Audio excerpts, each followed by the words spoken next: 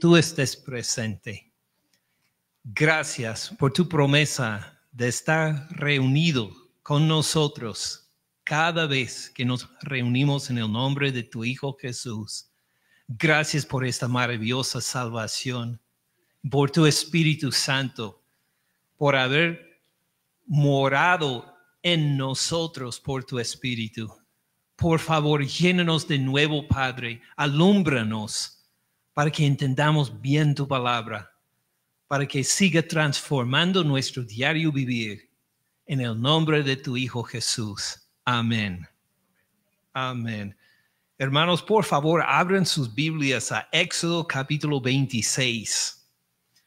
Éxodo 26, donde deseamos examinar en más detalle versículo 31 hasta 37, los últimos versículos del capítulo. Esto habla de dos partes del tabernáculo, el velo y también la cortina de entrada. Y estas partes son tan importantes que vamos a tomar 2 domingos para verlo, si Dios permite. Lo que queremos ver hoy es la descripción del velo y la cortina en el libro de Éxodo y también en 3 de los 4 evangelios en el Nuevo Testamento. Y en 8 días, si Dios permite, queremos ver el velo en la carta a los Hebreos. Tiene una parte muy importante en esta carta y vamos a necesitar bastante tiempo para examinarlo y desarrollarlo lo suficiente para que el Espíritu Santo lo utilice para nuestra transformación. Entonces, hoy queremos ver el velo y la cortina en Éxodo y en 3 de los 4 evangelios. Luego, en 8 días, queremos ver el mismo velo, pero en la carta a los Hebreos. ¿Tiene sentido? Muy bien, vamos entonces a Éxodo 26, versículo 31. También harás un velo de azul, púrpura, carmesí y lino torcido. Será hecho de obra primorosa con querubines, exactamente como la primera cobertura en el tabernáculo, como vimos durante la hora de la escuela dominical. Este velo va a ser parte del resto del tabernáculo. Va a haber una combinación, vamos a decir, entre la cobertura de lino fino al entrar en el tabernáculo con este velo que, como veremos, separa el lugar santo del lugar santísimo. Versículo 32. Lo pondrás sobre 4 columnas de madera de acacia cubiertas de oro, sus capiteles de oro, sobre basas de plata, y pondrás el velo debajo de los corchetes. Recuerden que había 5 telas de lino fino, más 5 más que fueron conectados por corchetes, según lo que vimos hace 8 días, que forma la primera cobertura, la cobertura interior del tabernáculo. Entonces, estos corchetes van a servir para colgar el velo. Entonces, imaginen esto.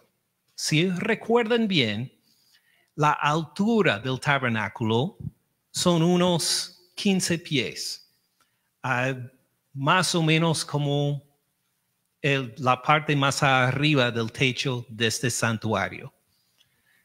Y ahora imagine los corchetes que son de oro, que sirven como un arco. Y de ahí está este velo también de colores bellos que combina, que son la misma tela, la misma forma de fabricación que la cobertura.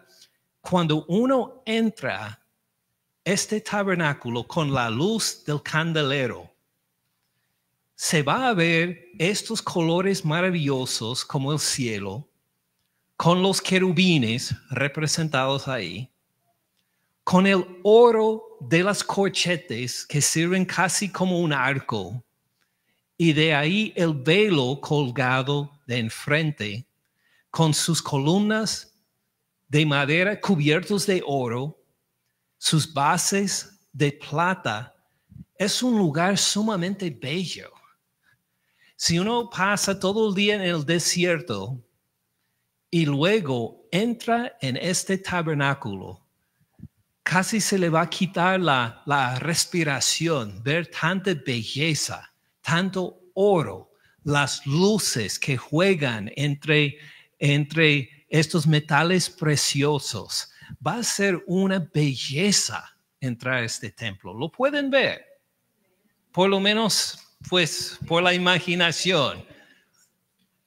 Es un lugar bellísimo. Versículo 33, pondrás el velo debajo de los corchetes, como vimos, desde la altura de unos 15 pies de altura. Meterás ahí del velo adentro el arca del testimonio. Y aquí encontramos el propósito de este velo. No es solo para ser bonito, no solo es para decoración, sino, como nos dice en la última parte del versículo 33, aquel velo les hará separación entre el lugar santo y el santísimo. Sí, era un velo bonito, era impresionante entrar y ver esta belleza, pero la función principal no era la belleza, no era la decoración, sino la separación, para hacer que el sumo sacerdote, los otros sacerdotes y hasta todo el pueblo reconociera hay una diferencia aún en santidad con nuestro Señor.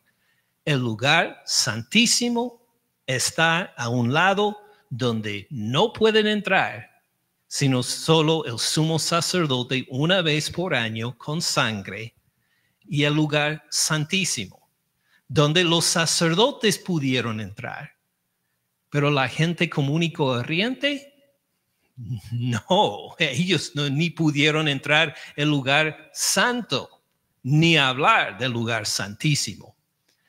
Hubo esta separación con el velo y también con la cortina, como veremos, versículo 34, dice, pondrás el propiciatorio, ya hablamos del propiciatorio hace algunos domingos, pondrás el propiciatorio sobre el arca del testimonio en el lugar santísimo. El arca del pacto, el propiciatorio, el trono de Dios, todo lo que representa de la presencia de Dios estará en un lugar aparte. Un lugar donde no puedes entrar, donde solo el sumo sacerdote entrará una vez por año, siempre con sangre. Versículo 35, pondrás la mesa, recuerden la mesa con los panes de proposición, esta mesa preparada para una cena riquísima. La mesa estará fuera del velo, estará en el lugar santo. El candelero enfrente de la mesa al lado sur del tabernáculo, y pondrás la mesa al lado del norte o a la derecha cuando uno entra. Harás la puerta del tabernáculo, harás para la puerta del tabernáculo una cortina de azul, púrpura, carmesí, lino torcido, obra de recamador. Harás para la cortina 5 columnas de madera de acacia, las cuales cubrirás con oro, con sus capiteles de oro, y fundirás 5 basas de bronce para ellas. Ahora vimos todos estos detalles en la hora de la escuela dominical, no voy a volver a describir todo, pero lo que queremos notar es que con toda esta belleza, el propósito principal es separar, para decirle a la gente, ahora en este lugar está la frontera de una santidad más fuerte, en donde no puedes entrar. Ahora, algunos entre nosotros fuimos formados en otra religión, otras tradiciones que tal vez pusieron mucho énfasis en esta idea de lugares santos. Por ejemplo, mis padres me criaron en una iglesia católica muy conservadora. No era la iglesia católica romana. Si conoce las iglesias católicas, la principal, la más numerosa, la más vistosa es la iglesia católica romana. Pero hay varios, lo que se llaman ritos de la iglesia católica, dependiendo de la tradición y el lugar donde están. En Egipto, en el Medio Oriente, en partes de Europa del Este, hay iglesias católicas, pero uno entra y piensa que está en una iglesia ortodoxa, o piensa que está tal vez en otra religión, cuando en realidad son tan católicos como los católicos romanos. Mi formación fue en una de estas, relacionada con una iglesia que parecía a los ortodoxos, que era de Europa del Este. Ahora, ¿por qué menciono esto? Pues en la iglesia donde asistíamos, hicieron mucha énfasis en cuanto a los espacios sagrados. Y, por ejemplo, donde estaban sentados ustedes, cualquier persona podía entrar, pero a subir a esta parte en donde estoy yo, solo podría hacerlo los monaguillos o sacerdote, nadie más. Tenía una alfombra dorada en que solo se podía pisar con ciertas clases de zapatos. Y recuerdo que un choque para nosotros los monaguillos era cuando estábamos un sábado preparándonos para una boda con misa, y que estábamos los monaguillos como en un cuarto para allá, sentados preparándonos para la boda, y de repente alguien se atrevió a subir en donde estábamos desde la congregación, una mujer buscando al sacerdote. Quería informarle de algo o hacerle una pregunta, pero esta mujer simplemente subió en este espacio sagrado como para buscar en dónde estaba el sacerdote. Llegó a donde estuvimos los monaguillos y nos quedamos horrorizados. ¿Qué está haciendo esta mujer? ¿No se da cuenta que este es un espacio sagrado? Ella no tiene permiso para entrar. Nos preguntaron por el sacerdote y nosotros pues casi no pudimos hablarle. Queríamos por un lado reprenderle. ¿Qué haces acá? ¿No te das cuenta que no puedes estar acá? Pero era una adulta y nosotros niños, así que no atrevimos a hacer esto. Pues le dijimos que estará pronto, en unos minutos, suponemos. Ella volvió a sentarse con nosotros. Entonces lo dijimos al sacerdote y él se quedó igual de atónito como nosotros. ¿Cómo será que una mujer común y corriente pisara en este lugar santo? Y casi canceló la boda. Ahora, ¿por qué iba a cancelar la boda? ¿Por molestia que esta mujer subió donde no debía? No.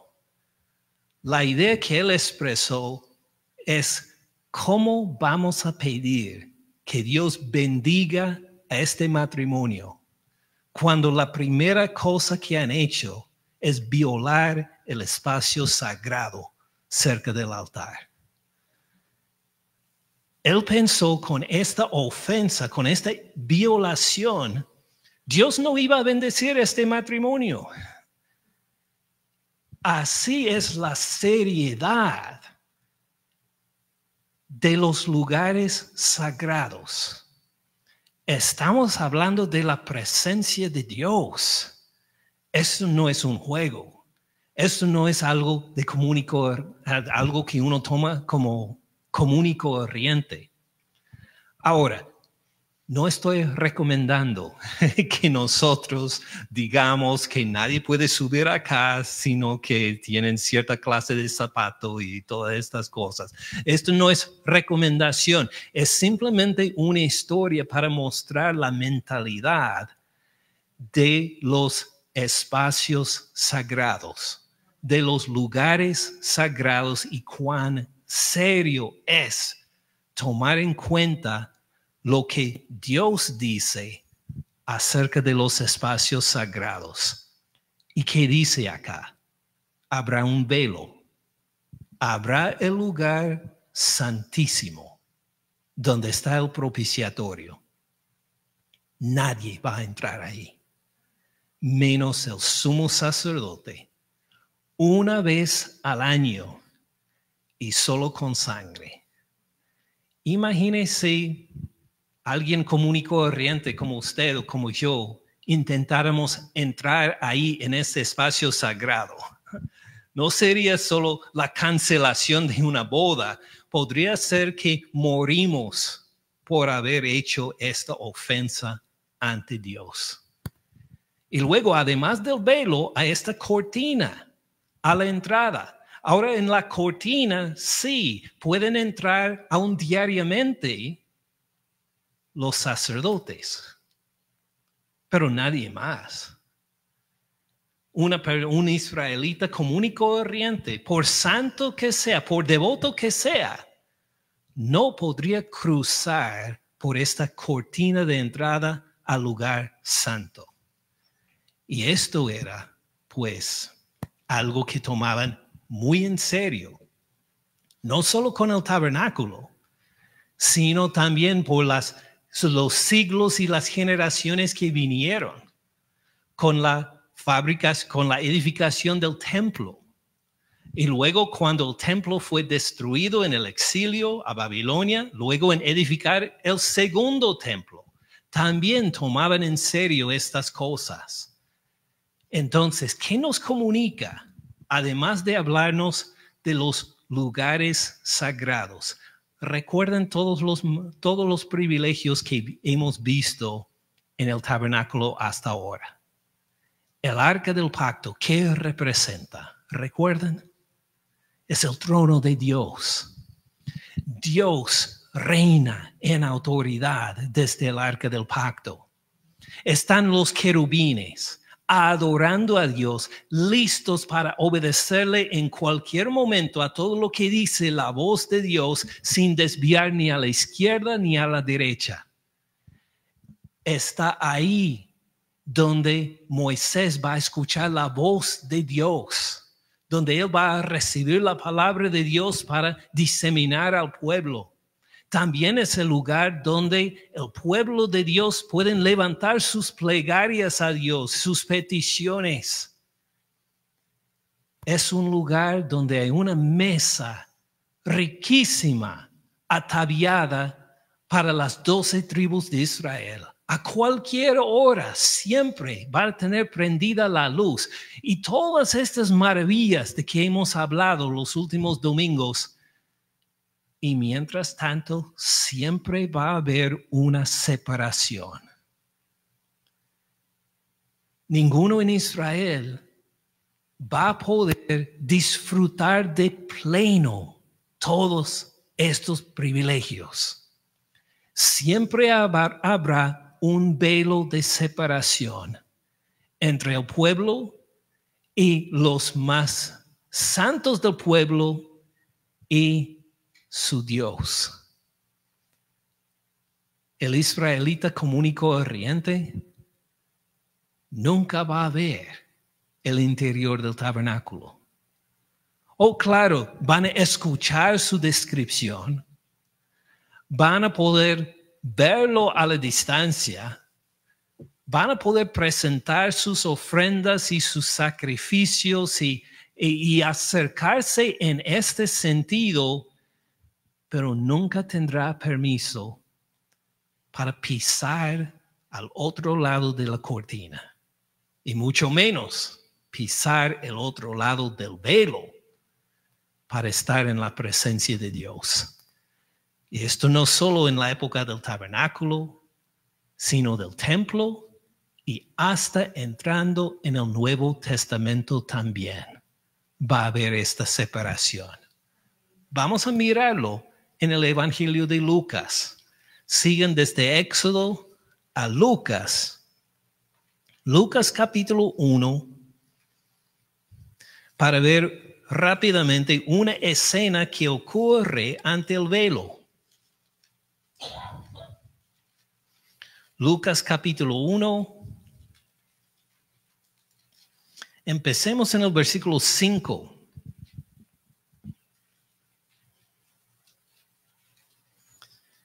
En el versículo 5, para ver las calificaciones de este Señor que se va a presentar ante el velo. Lucas capítulo 1, versículo 5. Todos lo han encontrado. Dice, en los días de Herodes, rey de Judea, un sacerdote llamado Zacarías, de la clase de Abías, su mujer era de las hijas de Aarón, se llamaba Elizabeth. Entonces hablamos de un sacerdote. ¿Un sacerdote puede entrar en el lugar santo? Sí. ¿En el lugar santísimo? Solo el sumo sacerdote. No nos dice que es sumo sacerdote, entonces ni él puede entrar detrás del velo. Pero detrás de la cortina, sí.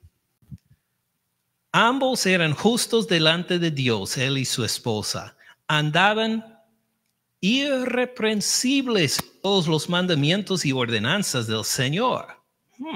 Excelentes calificaciones para estar en el lugar santo, ¿verdad?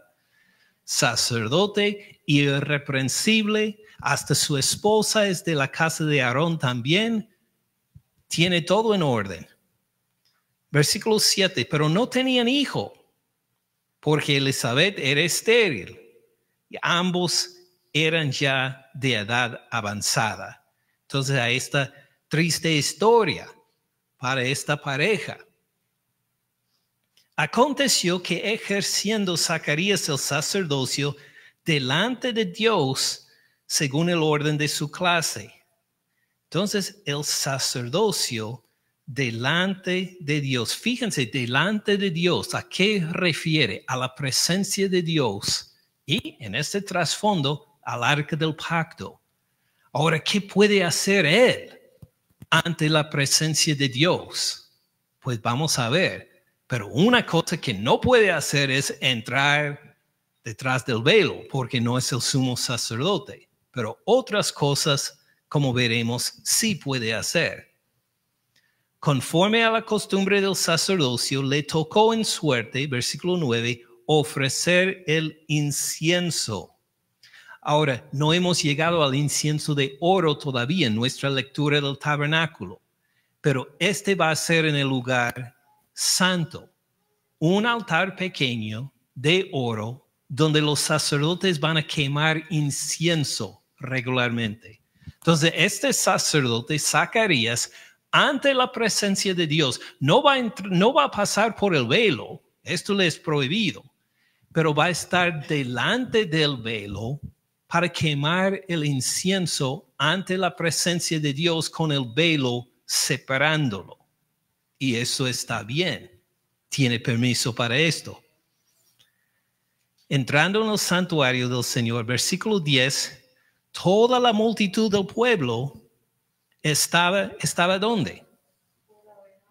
Estaba fuera. ¿Por qué estaban fuera? ¿Por qué no entraron con él? ¿Por qué no lo acompañaron? ¿Por qué ninguno de ellos dijo, ay, sacerdote Zacarías, te ayudo con el incienso? ¿Cómo te parece?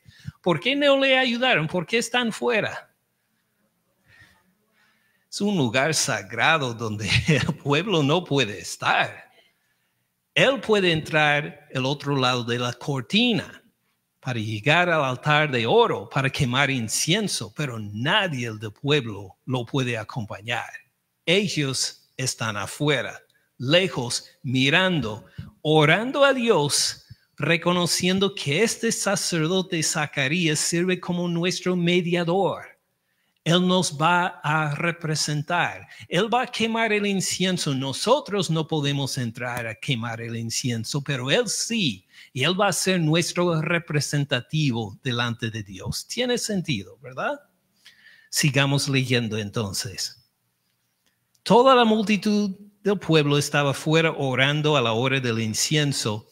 Se le apareció un ángel del Señor puesto en pie a la derecha del altar de incienso, que acaba de pasar en versículo 11. ¿Recuerdan los querubines? Pues aquí tenemos un arcángel, no solo representado en las telas del templo, sino uno en vivo, que ahora ha cruzado desde dentro del velo, donde no está permitido entrar Zacarías, y se pone al lado de este altar. Estas divisiones es para la gente, pero no para Dios. Dios puede cruzar cuando y donde quiera. Y ahora, pues, en vez de solo un representativo, un dibujo, vamos a decir, de un querubín, hay un arcángel de pie con un mensaje para este Zacarías. Se turbó Zacarías al verle, versículo 12. Lo sobrecogió temor. Pero el ángel le dijo: Zacarías, no temas, porque tu oración ha sido oída. Tu mujer Elizabeth te dará a luz un hijo, y llamarás su nombre Juan. Tendrás gozo y alegría, y muchos se regocijarán de su nacimiento, porque será grande delante de Dios. No beberá vino ni sidra, y será lleno del Espíritu Santo aún desde el vientre de su madre. ¡Wow! No hay ninguno en toda la historia del mundo descrito como lleno del Espíritu Santo desde el vientre de su madre. Este hijo va a ser único, como ningún otro. Impresionante. ¿Son buenas noticias? Amén, sí. Hará que muchos de los hijos de Israel se conviertan al Señor Dios de ellos. Una referencia, una profecía. Este niño que vas a tener va a cumplir la profecía acerca del cambio de corazón a Israel para que vuelvan a buscar a su Dios. E irá delante de él con el espíritu y el poder de Elías, para hacer volver los corazones de los padres a los hijos. Otra referencia, otra profecía, imagine, de los rebeldes a la prudencia de los justos, para preparar al Señor un pueblo bien dispuesto. Impresionantes son estas noticias dadas desde delante del velo por un arcángel sobre este hijo deseado, que va a ser mucho más que cualquier hijo, sino único en el plan de Dios para convertir los corazones del pueblo hacia Dios. Versículo 18. Dijo Zacarías al ángel: impresionante, gloria a Dios por haber respondido a mi oración de tantos años. Ojalá que hubiera dicho esto, ¿verdad? Pero ¿qué dijo? ¿En qué conoceré esto? Porque yo soy viejo y mi mujer es de edad avanzada. Él tenía todas las credenciales para estar en el lugar santo, para quemar el incienso, pero ¿qué le faltó? La fe en la palabra de este arcángel enviado por Dios. Impresionante que en cuanto a la parte física, en cuanto a su descendencia, en cuanto a su genealogía, tenía todas las calificaciones hechas, pero le faltaba la fe en la palabra de Dios. Versículo 19, respondiendo el ángel dijo: yo soy Gabriel, que estoy delante de Dios. Ahora fíjense bien, este Zacarías está delante de Dios también, porque ¿qué está al otro lado del velo? El arca del pacto. Este sacerdote está delante de Dios, pero cuando un arcángel dice estoy delante de Dios, está hablando de otra realidad superior a lo que está pasando en el templo. Él está delante de la presencia misma de Dios en el cielo. Así que en cuanto a los rangos, este sacerdote está de mucha menor importancia que este arcángel. Yo soy Gabriel, que estoy delante de Dios, he sido enviado a hablarte y darte estas buenas nuevas, y ahora quedarás mudo y no podrás hablar hasta el día en que esto se haga, por cuanto no creíste mis palabras, las cuales se cumplirán a su tiempo. ¿Qué pasó a Zacarías? Pues en cierto sentido violó este lugar sagrado, no por la descendencia incorrecta, no por llevar clase de zapato incorrecto ni estas cosas, sino por algo de corazón, por su falta de fe en la palabra de Dios. Y por eso fue castigado y fue hecho ejemplo para el pueblo de Israel. Oh sí, va a ser para gran gloria. Sigan leyendo todo el capítulo 1. Lea el capítulo 2. Lea todo el Evangelio de Lucas si desea. Pero lo que nos demuestra es que estos lugares sagrados de unos 1500 años antes, desde el tabernáculo en Éxodo hasta ahora, entrando el Nuevo Testamento, es un lugar santo en donde no se juega con Dios, en donde solo ciertas personas tienen entrada, donde la mayoría de la gente, la gran mayoría de las personas tienen que quedarse fuera, y donde desde lejos participan por fe en lo que están haciendo sus mediadores, los sacerdotes y el sumo sacerdote. Así es la situación de la religión judía por 1500 años. ¿Tiene sentido? Ahora vamos a ver otro evento que incluye el velo, ahora en el Evangelio de Mateo. De Lucas doblen algunas páginas pasando Marcos, llegando a Mateo capítulo 27.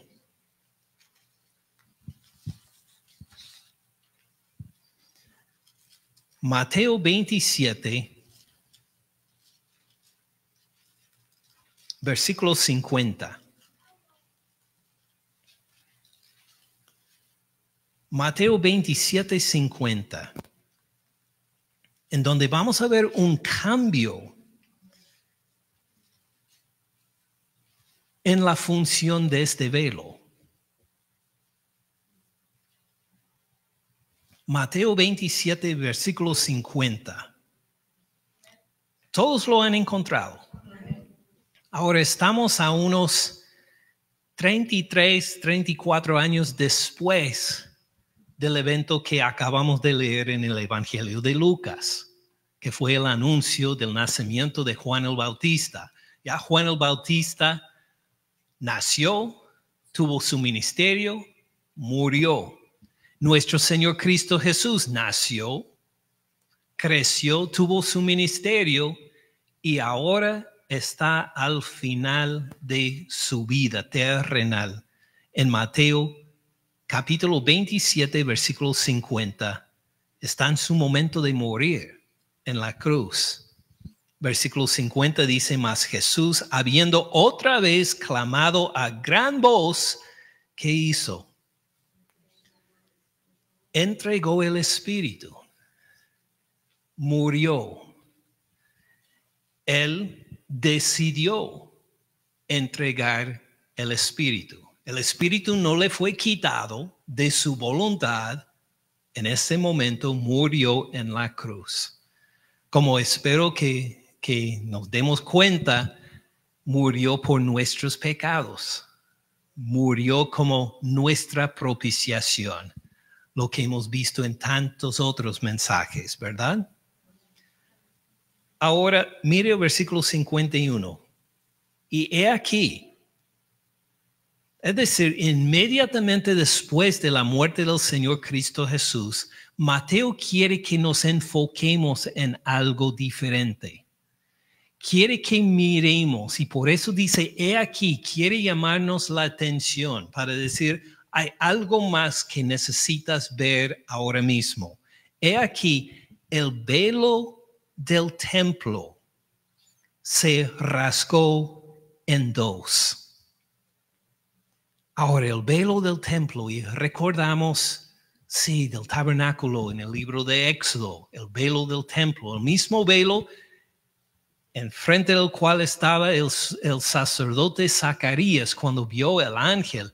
Este velo del templo se rasgó en dos. Ahora, ¿ustedes recuerdan las dimensiones del velo en el libro de Éxodo? La altura del velo, ¿qué dijimos en la escuela dominical? ¿Qué altura tenía?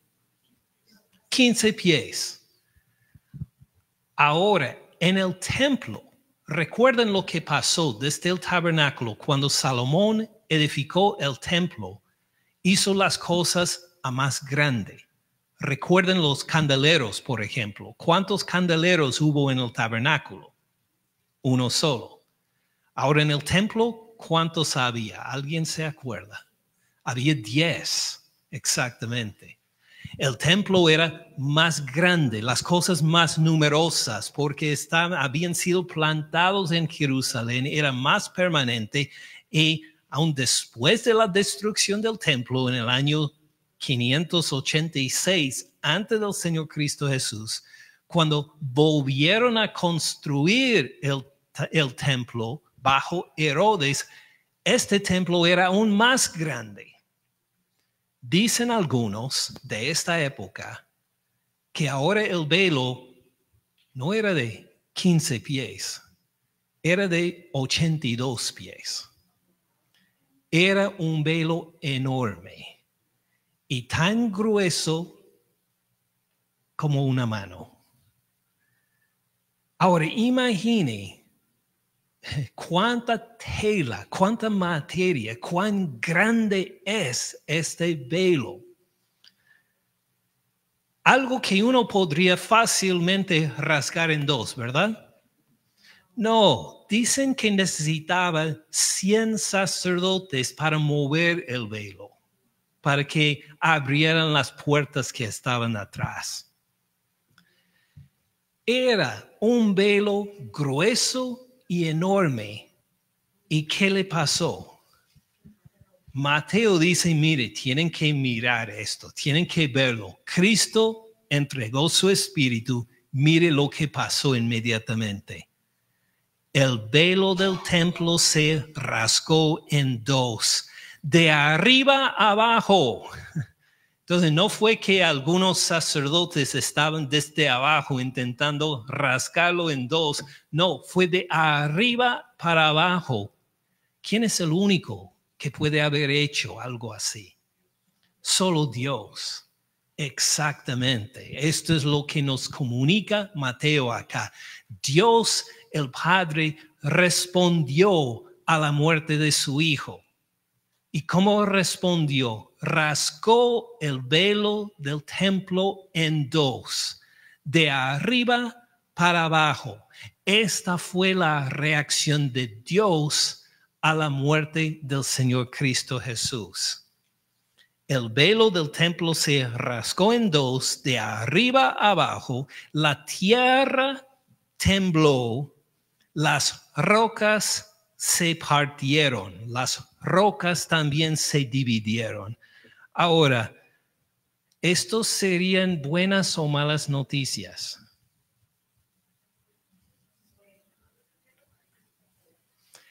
Si nosotros, pues, estando acá en este santuario, de repente viéramos que todo este santuario se dividiera en dos, y se abrieran el estacionamiento y la calle que pasa por la iglesia y las otras rocas y los cerros alrededor, pues que todos estos se partieron en dos, diríamos, ay, qué buenas noticias, qué tarde tan linda, así diríamos. No, estas son malas noticias, es una señal de juicio. Y así tenemos que entender este evento aquí en Mateo y Marcos y Lucas, cuando lo describen, es una señal de juicio. Oh sí, claro, vamos a hablar de la entrada detrás del velo y todo lo demás que aparece ¿en dónde? ¿En qué parte del Nuevo Testamento? En el libro de Hebreos, en la carta a los Hebreos. Esto vamos a ver en 8 días, Dios mediante. Pero ahora, en lo más inmediato, esta es una comunicación del juicio de Dios sobre la religión judía practicada por los fariseos, por los ancianos del pueblo, por los sumos sacerdotes. Recuerden que Mateo describe toda una lista de condenaciones para ellos en Mateo 23. Mateo 24, mientras sus discípulos están maravillados por el templo, dice que no se va a quedar piedra sobre piedra. Y luego profetiza de que antes de que termine esta generación, se va a destruir por completo este templo que parece tan maravillosa a nuestra vista hoy. Jesús ya pasó 1 capítulo y medio, 2 capítulos hablando de la destrucción del templo que va a ocurrir en esta misma generación, exactamente como ocurrió en el año 70 después de Cristo, cuando llegaron las tropas romanas y destruyeron Jerusalén, destruyeron por completo el templo. ¿Y se han vuelto a edificar el templo? No. Después de casi 2000 años, no se han reedificado el templo. Y pues, como veremos, no hay razón por reedificar el templo después de 2000 años. Veremos por qué en un momento. Mientras tanto, estamos en versículo 21. Y aquí el velo del templo se rasgó en dos, de arriba abajo, la tierra tembló, las rocas se partieron. Es una manifestación del juicio de Dios contra esta práctica de la religión judía por haber asesinado a su hijo, por haber crucificado al Señor de vida. Versículo 52.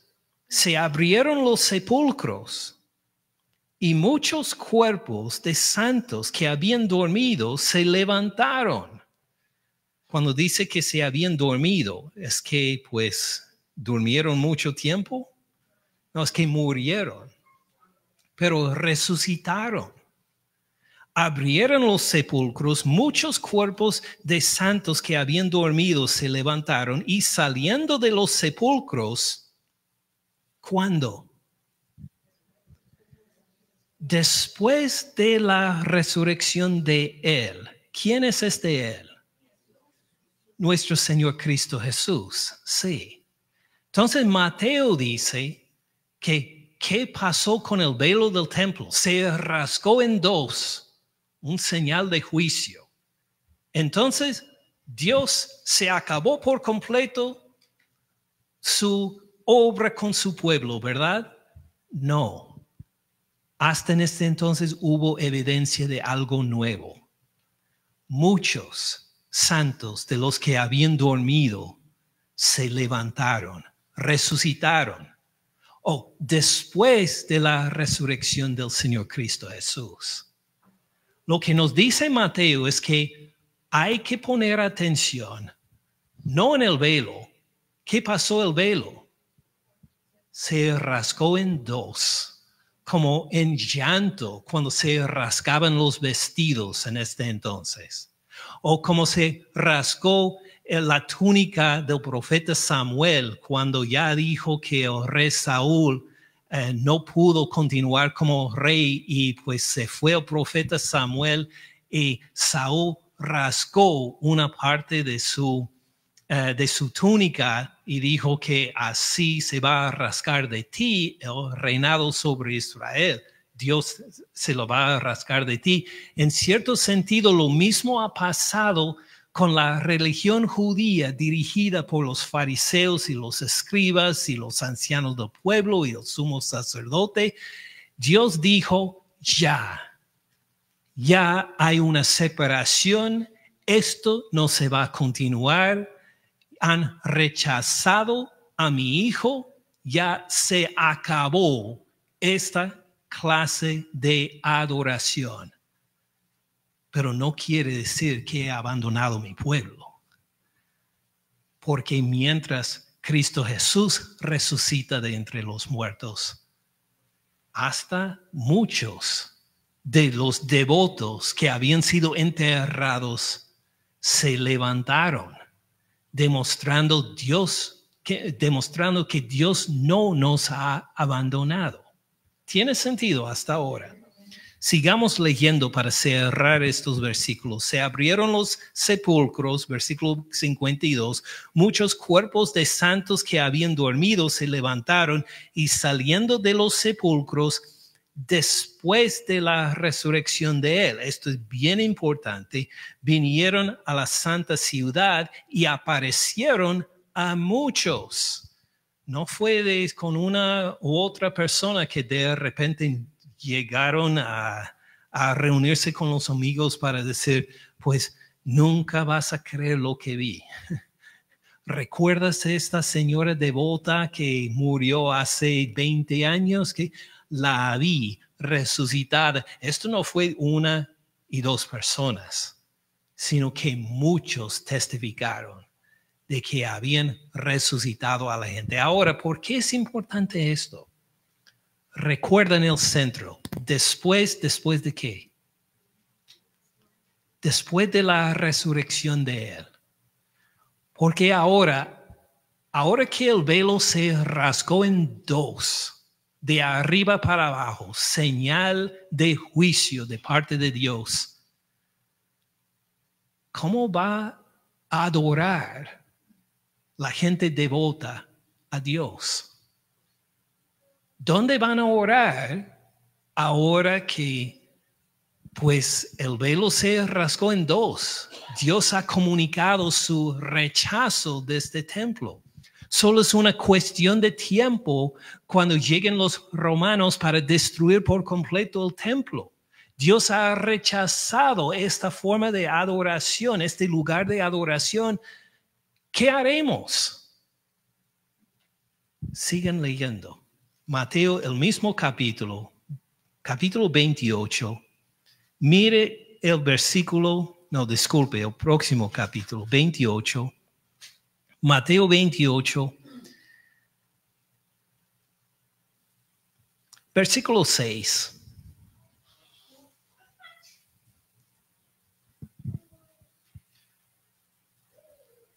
A un versículo 5. Versículo 5 de Mateo 28. Todos están allá. Mas el ángel, vimos el ángel en Lucas, ¿verdad? Ahora hay otro ángel, no se identifica. ¿Estamos ante el velo? En Mateo 28, versículo 5, ¿estamos ante el velo? No, estamos en un cementerio, imagine, de todos lugares. El ángel respondiendo dijo a las mujeres, no teman ustedes, porque yo sé que buscan a Jesús, el que fue crucificado, no está aquí, pues ha resucitado, como dijo. Vengan, vean el lugar donde fue puesto el Señor, y vayan pronto y digan a sus discípulos que ha resucitado de los muertos. Y he aquí, va delante de ustedes a Galilea. Ahí lo verán. He aquí, se los he dicho. Entonces ellas, saliendo del sepulcro con temor y, ¿qué más? Gran gozo, tuvieron fe, a diferencia de Zacarías, ¿verdad?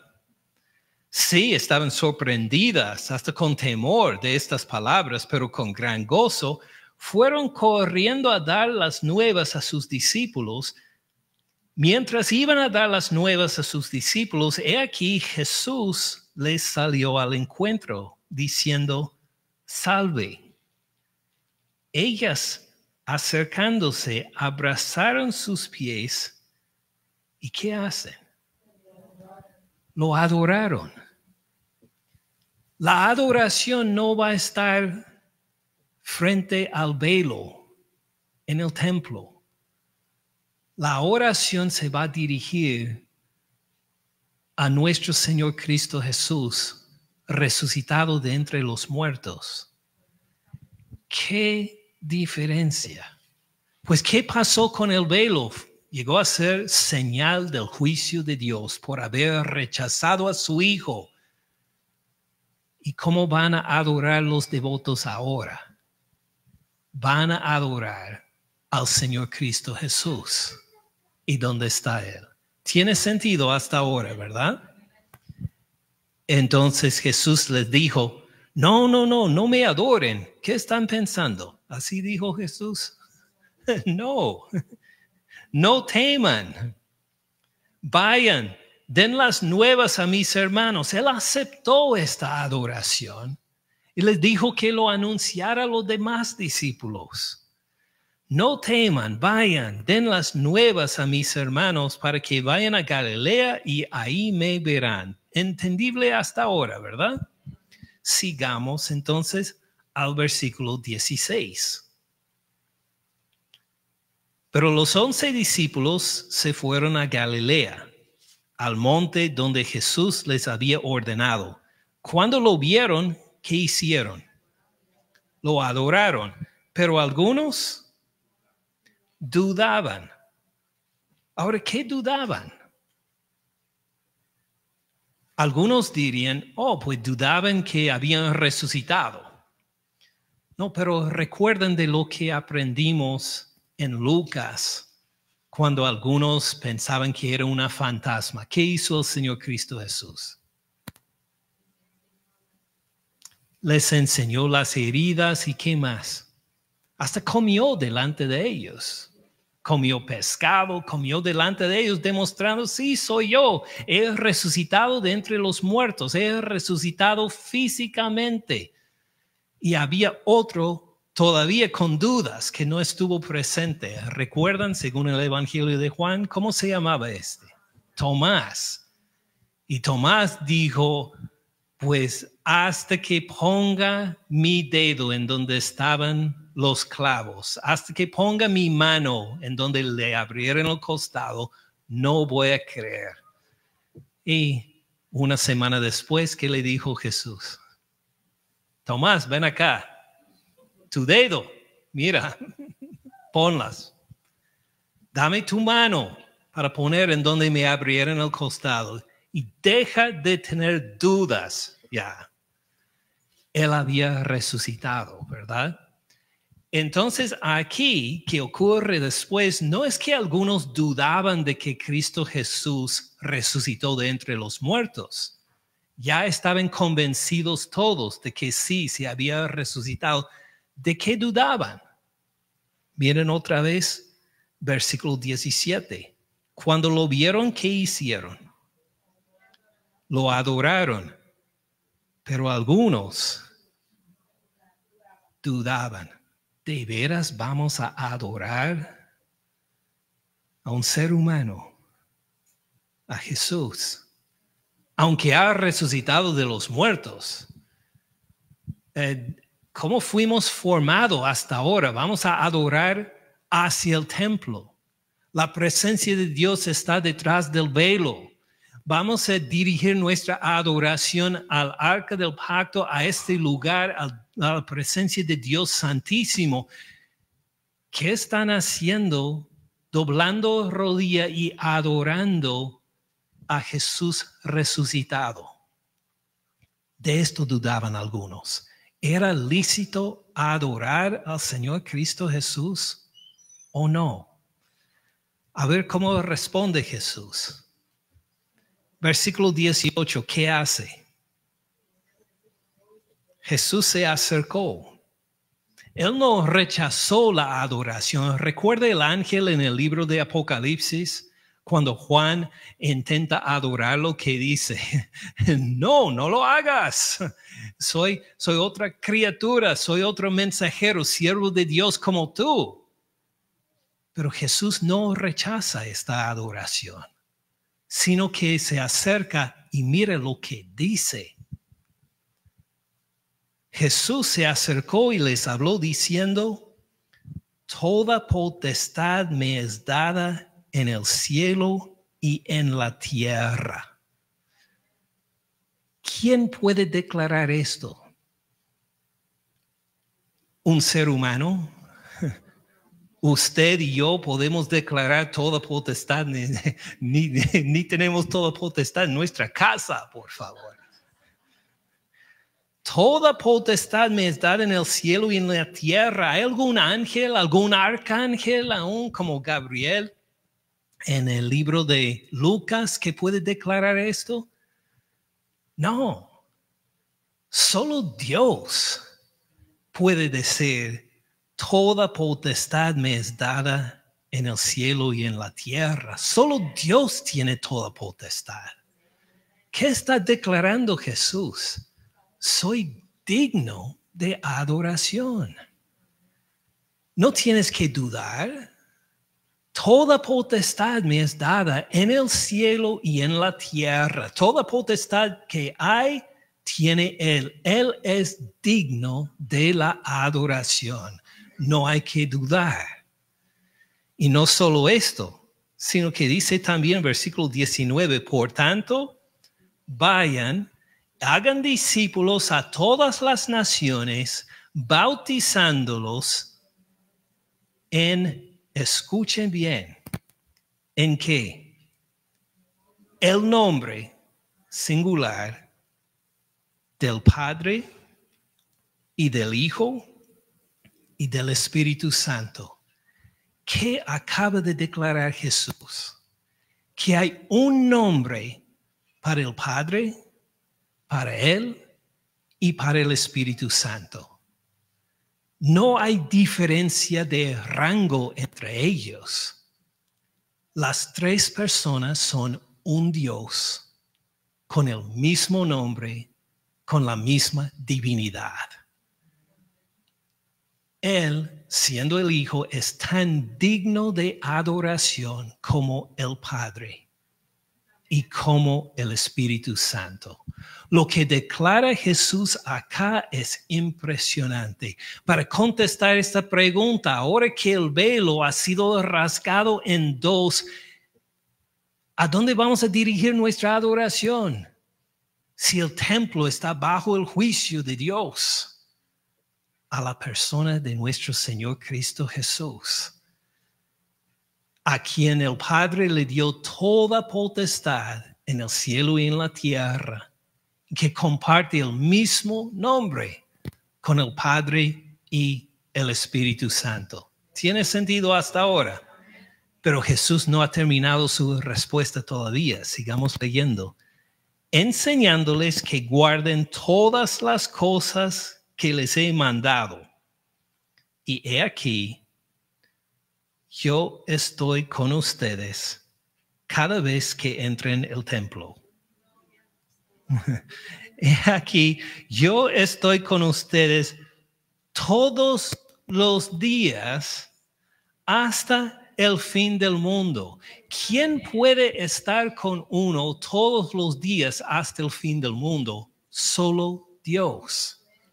Entonces Jesús responde a las dudas de sus discípulos, ¿debemos adorarlo o no?, con tres declaraciones claras de su divinidad, para cerrar el Evangelio de Mateo y decir que ahora Él recibe la adoración que antes dirigía el pueblo devoto hacia la presencia de Dios detrás del velo. ¿Tiene sentido? Gloria a Dios. Padre Celestial, gracias por declararnos claramente que la adoración ahora es diferente.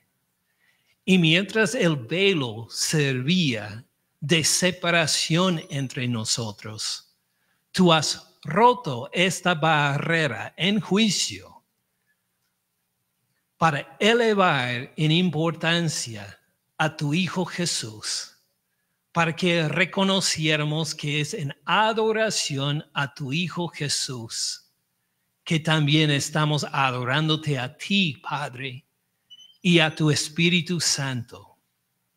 Que ahora el enfoque de nuestra adoración es tu Hijo Cristo Jesús, el que entregó su Espíritu, murió en la cruz por nuestros pecados. Él por quien tenemos no solo el perdón de pecados, sino una participación en la resurrección futura. Cuando vamos a convivir sin ninguna separación, sin ningún velo de separación, y vamos a convivir contigo eternamente. Gracias, Padre Celestial, por todos estos privilegios que nos has dado en tu Hijo Jesús, nuestro único y suficiente Señor y Salvador, porque es en el nombre de Él que oramos. Amén.